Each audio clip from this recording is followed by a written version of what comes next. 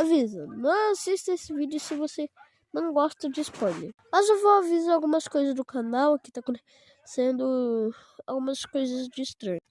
Se eu lançar um vídeo e a tela estiver toda azul, não é problema, porque já aconteceu isso comigo e a tela tava toda preta. Mas não tem como você ver esse vídeo, porque eu apaguei, não sei porquê. Na verdade, nem apaguei, só se apagou sozinho. E uma coisa especial que vai ser uma surpresa vai chegar amanhã.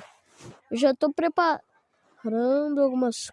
Então, se você reparar alguma coisa de diferente no meu canal, por favor, só não comente, porque aí você vai dar spoiler para todos que comentarem. E também não pergunta porque eu tô gravando com tela preta. Mas pelo menos a qualidade do vídeo vai ficar melhor.